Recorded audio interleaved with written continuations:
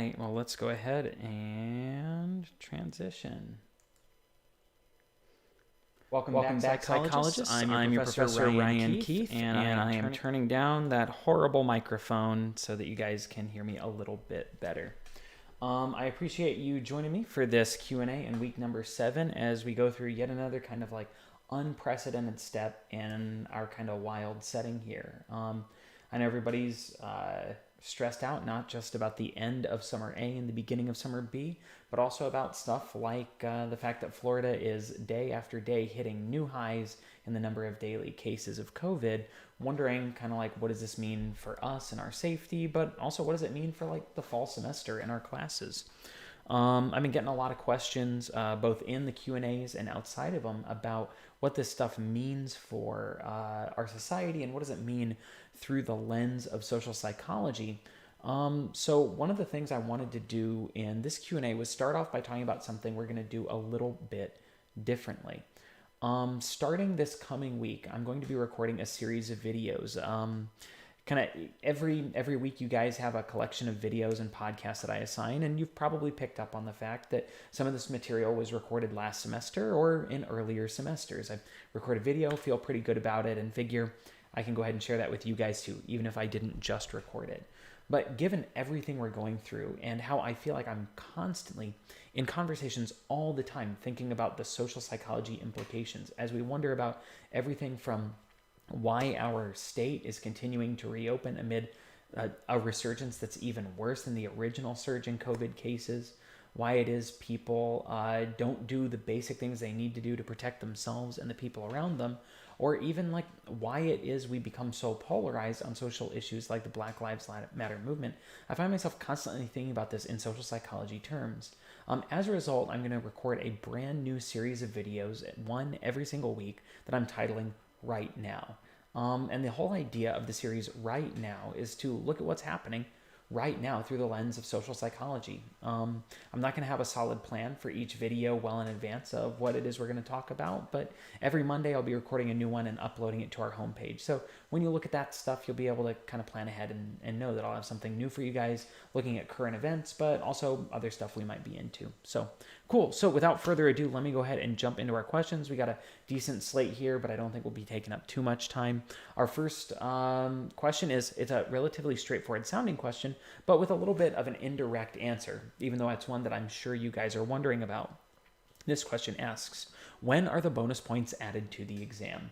And the answer here is a little bit tricky because these bonus points, and when you ask about bonus points, I know you're asking about those good bonus points that you get for asking questions for the Q&A.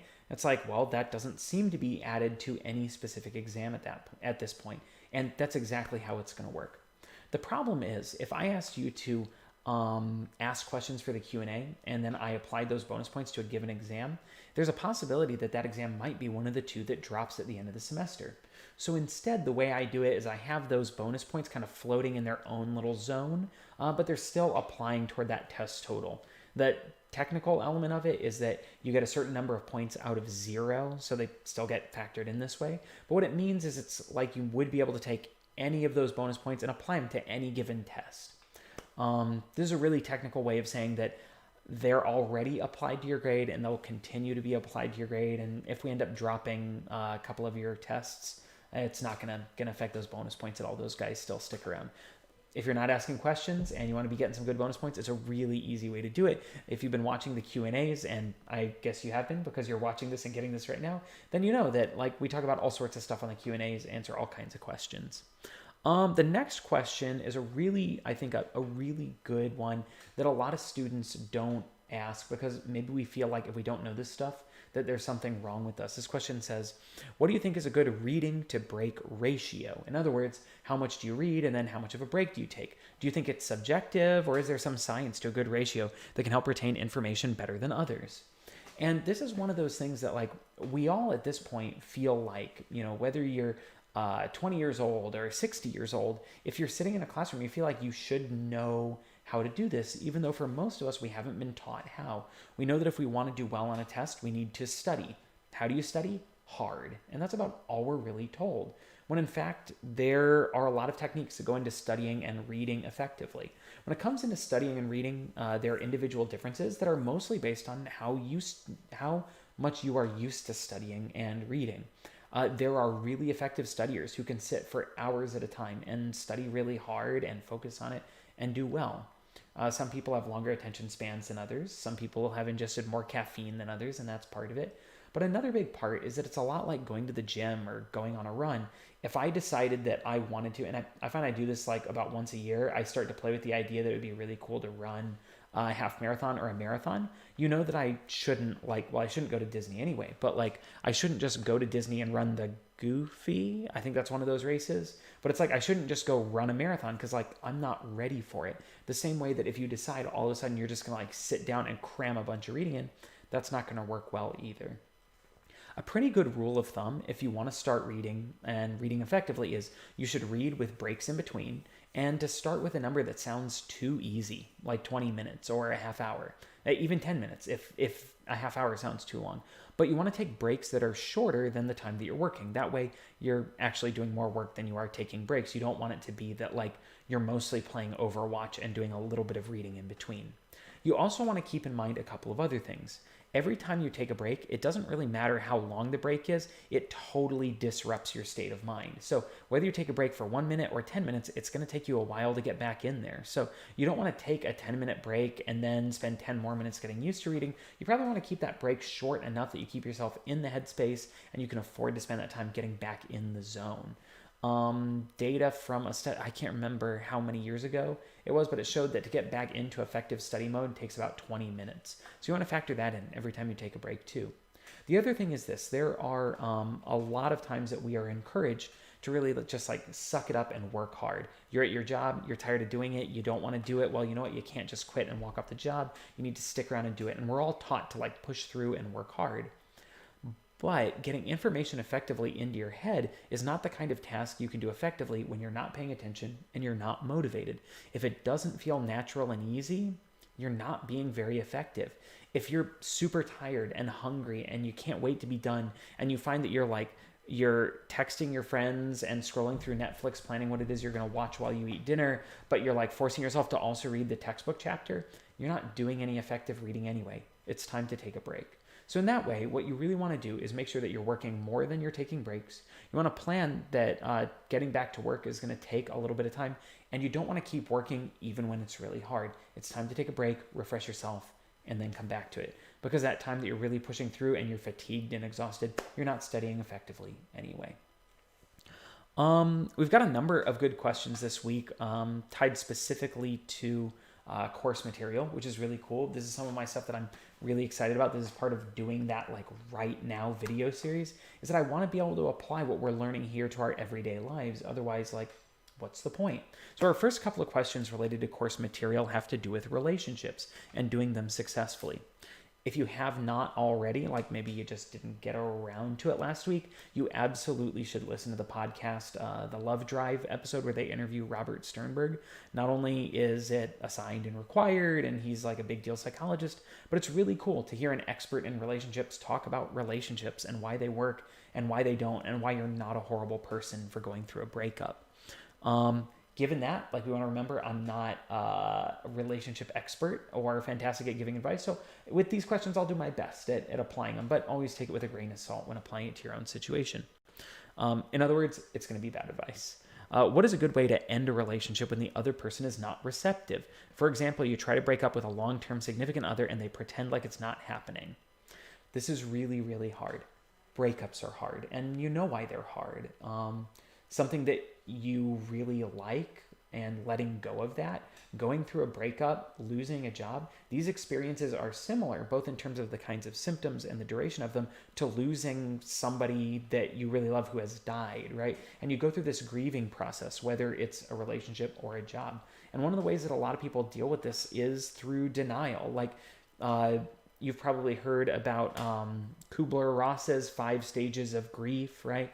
That's not really a great description of how things work, but people can go through like this denial and bargaining stage together. We're not really broken up, and maybe if I do something to fix it, or I give something, or I promise something, that'll fix it. Or maybe if, and it's not even conscious this way, But it's like, maybe if I just act like we're in the relationship, I can get us back where we need to be. And it's a normal thing that you may have a hard time reconciling that. At the same time, as hard as it is to accept that someone is breaking up with you, it's also really hard to break up with someone, especially if it's a longtime significant other and somebody you really care about. And as a result, sometimes we make use of techniques to help ourselves feel comfortable when we have to give bad news, right? Whether that bad news is going through a breakup or telling somebody that someone they care about has passed away, or even, like with me, telling a student that they're not going to get the grade that they really wanted to get, which is hard. And sometimes in situations like this, we make use of techniques that we think are going to help, especially help us feel better in delivering the news. We soft pedal it a little bit, right? And we don't say the word breakup because that's stressful to say. Or we really lead into it. You have this really long preamble explaining all of the reasons why we're breaking up, right? Or we use coded terminology that we don't say breaking up. We say, I need some time to myself. And the result is that if you have a person who maybe one of the reasons you want to break up with them is that they're not a great listener anyway, or maybe they are really distressed, or maybe they're just not reading, like they're not picking up what you're laying down. They don't pick up on that coded terminology and realize, they really don't realize that's what you're saying. One of the best things you can do if you're trying to break up with somebody and they're not getting it, like they're not pretending, or they're pretending like it's not happening, you say, I'm breaking up with you. We can't be in a relationship anymore. And it's okay to be supportive of them in that time, but it's also important to be supportive of yourself and make sure that you're in a safe place and in a situation that's good for you. None of this stuff is easy. And again, this is kind of my folk psychology perspective on it, but really being clear and upfront and direct with the person is respectful too. Like maybe you want to get out of this relationship, but being direct and respectful of them is a good way to go about doing that. Following up with that tough one. So again, breakups are really hard. Feel free to stock your fridge with unhealthy frozen treats and your Netflix queue with stuff that'll help you escape for a little while. Personally, I would turn to happy video games like Animal Crossing or Super Mario Odyssey to help me get through something like that. Next, what are some ways that people with unhealthy attachment styles can use to have healthier and lasting relationships with others? And could you recommend any sources about the topic? There's a lot of folk psychology, like pop psychology stuff on attachment and relationships. And I'm definitely, again, not a therapist or a relationship counselor. And there are people who could do better than me. But one of my biggest pieces of advice would be to be careful of the kinds of pop psychology that are out there, that what we read on blogs and what we read out of books, like this stuff is really not always great. Like a lot of times, even if it's somebody who is a psychologist, it's their own personal perspective. And the advice they give might not be really well supported by evidence or psychological investigations. And there's always the possibility that it could do more harm than good. My best advice, of course, is, if you're looking to develop healthier attachment styles, is to find a counselor to talk to. Not necessarily a clinical psychologist, somebody who deals with mental illnesses, but somebody who helps with problems. Because we all have problems, and attachment is something that a lot of people struggle with. In a lot of ways, the literature on attachment seems to make it sound like some people have good attachment styles and other people don't. In reality, that's not the case at all. It's much more the case that we all have different ones, and some of them are more anxious, and some of them are more avoidant, and some of them are more secure. But it's really this spectrum. And that in a lot of ways, you don't want to think about it as a problem. You want to think about it as an adaptation. That maybe coming up, you didn't have a lot of people that you could rely on. So you develop this kind of distanced, what would be called avoidant attachment style, where you rely on yourself and you have a hard time opening up. Well, now you're an adult in a more secure situation. It's hard to undo that because that's a tool that served you well in the past. The thing that's really cool is that these things are just mental habits. That's what we fall back on. And undoing these habits can be really tough, and it can take a little while to do, and it can make us uncomfortable. But ultimately, undoing that habit is like undoing any other habit, like starting flossing or going to the gym or not stress eating or quitting smoking, right? That in this way, we can undo these kinds of habits. It would sound really trite for me to be like, well, just do the opposite and learn to get used to it, right? So if you have a hard time opening up, well, then just open up. But without somebody there to help guide you in terms of like how to open up, it's possible that we'll do it in a way that isn't good for you or for your partner, right? That maybe you want to move from avoidant to being more secure and you want to open up and make yourself vulnerable. If you're doing it in a way that you don't feel comfortable with, it's really easy to sabotage that stuff, right? In an attempt to try to protect yourself.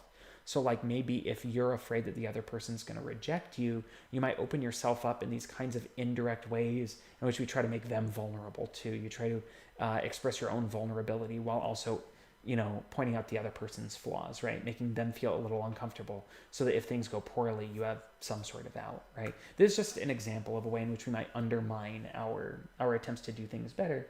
And that's where having somebody like a counselor who's what's called a disinterested party, somebody who can look at it from the outside, who wants you to be successful, but can look at it a little more clinically, that can be really helpful because they can give you that advice on really effective ways to do this stuff.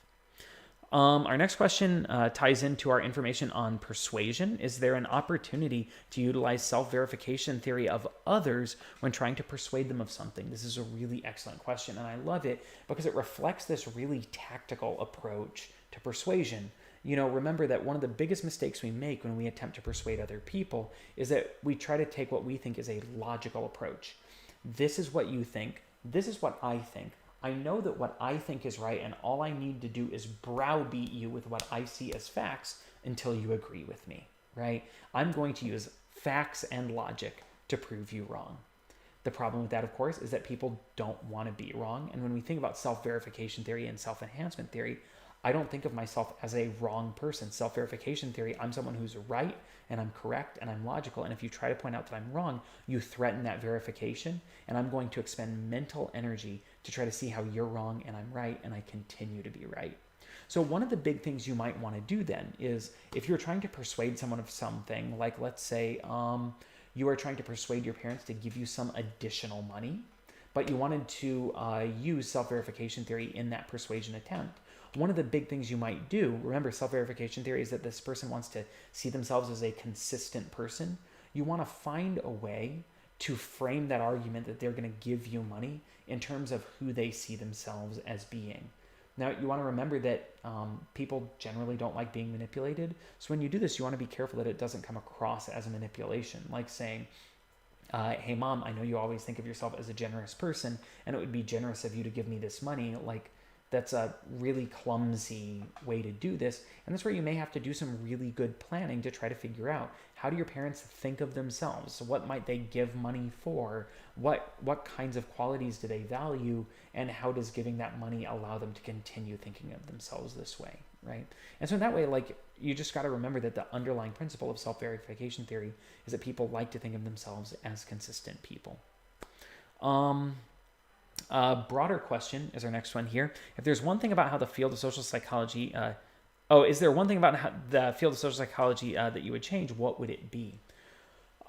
There's a lot about social psychology that we could change, even though it's one of my favorite fields. I think one of the big things I would like to change is our worshiping of these early high impact studies, whether it's Stanley Milgram or Philip Zimbardo or Solomon Asch or Diana Baumrind or Harry Harlow. Like we have these really big names. And the problem with big names is not just that we are holding up false idols, but when we hold these people and their studies up like that, we're encouraged to do a few things. For one, we end up stepping away from our situationalist perspective, which is the entire idea of social psychology. And we say that there must be something about Philip Zimbardo that makes him as impressive as he is, right?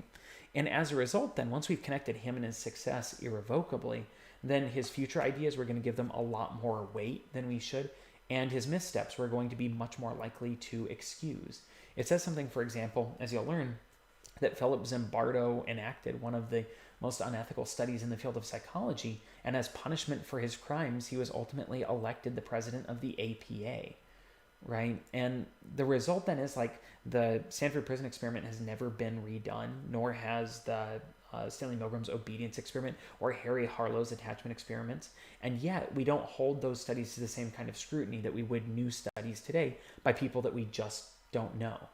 And the thing is that these studies, it's not like we should say, well, the prison experiment doesn't need the scrutiny because Philip Zimbardo is a big deal, and as a result, we can trust what he'd say.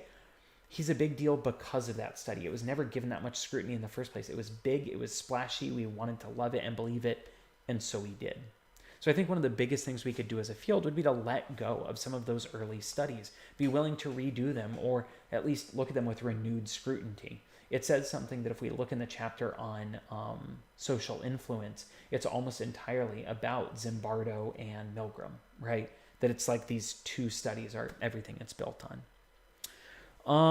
Our next question, with me personally, how do you feel about the changes that may be made in the fall semester because of COVID-19? This question right here is one of the big reasons that I'm going to be recording the Right Now video series, because it's not just about what I think, it's about, from a health perspective, from a psychology perspective, what seems to be right to do.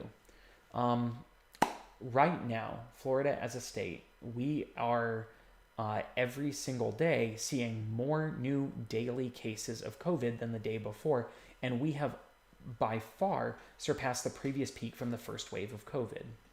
And so what we might want to ask ourselves is, if we were taking steps when that first wave of COVID came around, we were taking steps to protect people, right? Why are we not taking those steps now? We moved the entirety of Santa Fe online because of the building of COVID cases, and now things aren't better, they're worse. And yet next week, next Tuesday, Santa Fe centers are opening, and we're planning on this fall to have classes in person. It doesn't make a whole lot of sense. And in this, what I'm anticipating will be the first episode, the first installment of the Right Now series. We're going to talk a little bit about why that's happening and what it is that might be motivating people to move forward now as opposed to doing it before. From my perspective, we talk about acceptable risk with this stuff, but I don't think many of the people making decisions are thinking about what that acceptable risk really means. We say that we can't keep living in isolation, that we need to be willing to take risks, but we need to remember that when we say that, what we're really saying is that people are going to die. And it's because we're not willing to do things like stay at home and wear masks and have our classes online instead of in person. And this last question is one that threw me for a little bit of a loop. What's your biggest goal you want to achieve right now? Because, so often we don't think about what our goals are. And it's really easy to become stagnant when we do that. I think right now, probably my biggest goal is to get way better at this stuff we're doing right here. I don't think I've ever walked away from a semester of teaching a class and felt like, hot damn, that was a really good semester. I always have a list of things that need to be changed, that need to be improved, that need to be made better. And as a result, every semester is way different from the one before it. So I think right now my biggest goal is to really improve as an instructor, to improve as somebody who's focused on student success. I do not think I'm going to be happy until every single one of my students in my classes walks away with an A. So until that point, I'm going to be working on this goal. So I really appreciate you guys sticking around with me for this, I guess, somewhat brief Q&A. I'm looking forward to recording some new stuff for you guys next week. And as we move on into this kind of new phase of COVID stuff, it's really important to remember you are not alone. I am here with you. Your classmates are here with you. And anytime you want to talk, if you've got questions about class, of course, but if you want to talk about how things are going or what you're stressed about, or even how to access mental health resources, remember that you can send me a message in Canvas. You can post questions for Q&As here. You can send me an email, text me, call me, see me during office hours. You can sign up for a time or just drop in for a quick in-person Q&A. But want you to know I'm here I'm here with you, and we're going to make it through this stuff. So next week, moving on to new material. Good luck on your test and on your practice research and analyze. If you have questions about persuading people, let me know about that. But until I hear from you guys, I am your Professor Ryan Keith, and this is still Social Psychology.